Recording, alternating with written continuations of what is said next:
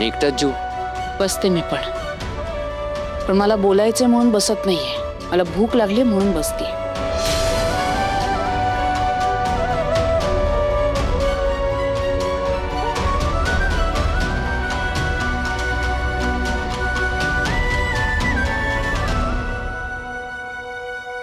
वा, अप्रतिम झाली खीर.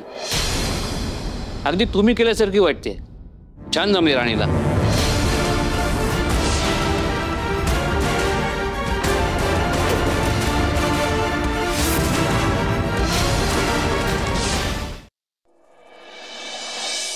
राणी, मला एक सांग, आर यू शुअर ही खिरीची आयडिया वर्क होईल? मला तर वाटतंय की होईल. म्हणजे आता मालती मॅडमने स्वतःच्या हाताने एवढ्या प्रेमाने खीर बनवली. हा, आणि आबासाहेबांना पण खीर आवडतेच, तर ते खुश होतीलच ना. आणि आता आपण कोणीच घरी नाहीये म्हटल्यावर त्यांना असं एकांतात एकमेकांशी बोलायला वेळ पण मिळेल ना.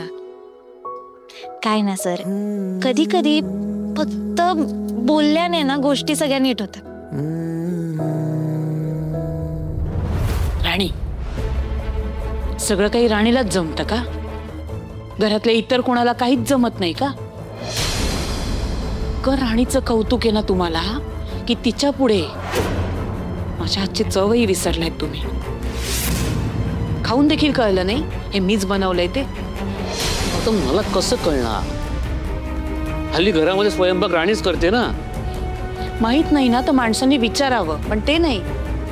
माझा अपमान करण्याची एकही संधी सोडू नका तुम्ही. तर मी ह्यात तुमचा अपमान कुठे केलाय? चुकून बोललो मी. चुकून बोललात तरी तोंडातून राणीच्या कौतुकाशिवाय काही निघालं नाही. चुकूनही माझं नाही कौतुक करावं असं वाटत तुम्हाला? सतत त्या राणीचं कौतुक करत सुटायचं. आपण इथं बसून अंदाज लावत बसलोय, पण आतापर्यंत आहे ना आबांनी खीर खाल्ली पण असेल आणि खुश पण झाले असतील, आणि त्यांनी मालती मॅडमचं कौतुक पण केलं असेल. हो का? तुला बरं कळतं इथे बसून? अहो, कुठेही गेलं ना तरी एक गोष्ट सारखीच असते. कुठली? नवऱ्याच्या हृदयाचा रस्ता त्याच्या पोटातून जातो. नवऱ्याला त्याच्या आवडीचे पदार्थ करून खाऊ घातले ना की मग तो खुश होतो, आणि मग बायकोचं त्याने कौतुक केल्यावरती बायकोही खुश होते. म्हणजे आता आबा आईने बनवलेली खीर खाते आणि आईचं कौतुक करते, म्हणजे आबाई खुश आणि आईही खुश. ग्रेट. मी खीर अप्रतिम केली आहे हे जे म्हटलंय ते महत्वाचं नाहीये का? अहो, मला माहिती नव्हतं. माहित नाही तर